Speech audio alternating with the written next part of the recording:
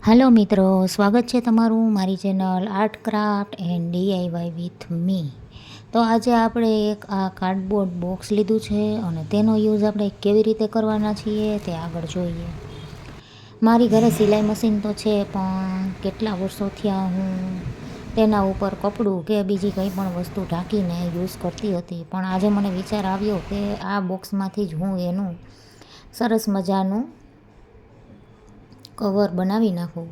એના માટે મેં એક બોક્સ લીધું છે. તે ખુલેલું હતું તો પહેલાં તો મેં એને સેલો ટેપથી આવી રીતે ચોંટાડી દીધું છે. ત્યારબાદ મારી પાસે આવું જૂનું ટી શર્ટ હતું, તેને મેં તેના ઉપર કવર કરી દીધું છે. આવી રીતે કવર કર્યા પછી ગ્લુ ગનની હેલ્પથી આપણે તેને ચારે બાજુથી ચિપકાવી દઈશું.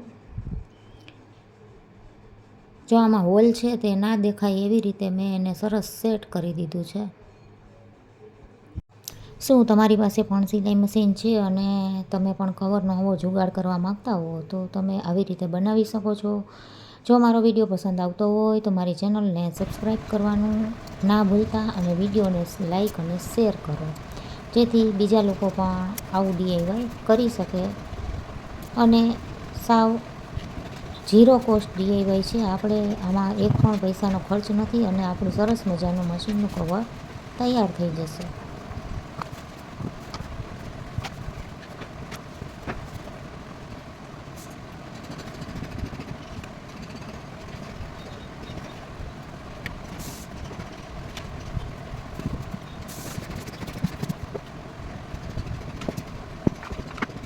ત્યાર પછી મેં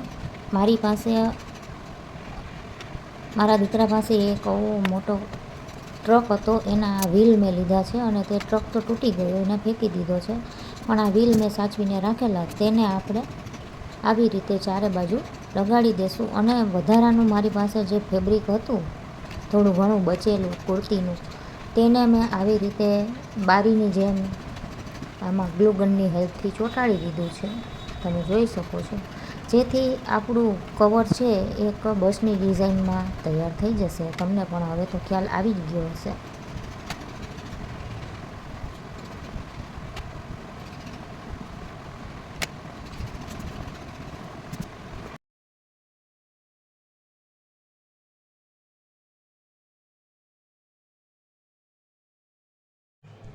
આવી રીતે મેં વધારાના ફેબ્રિકનો અને જે આપણા ઘરમાં વેસ્ટ કપડાં હોય એનો યુઝ કરીને જ મેં આ કવર બનાવેલું છે. આ મારી પાસે એક કુર્તીની સ્લીવ મને લોંગ હતી તો મેં કટ કરાવેલી, તે સાચવેલી હતી.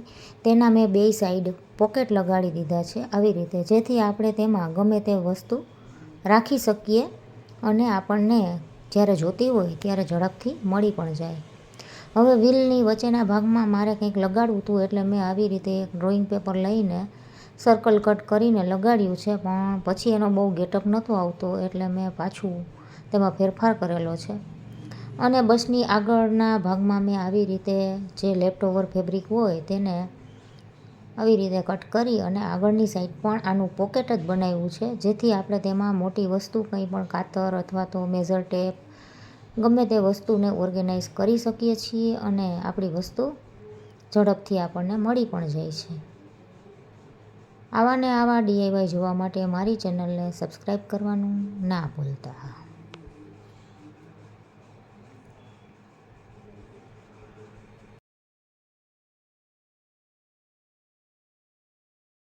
તો ચાલો જોતા રહેજો આનો ફાઇનલ લુક કેવો આવે છે.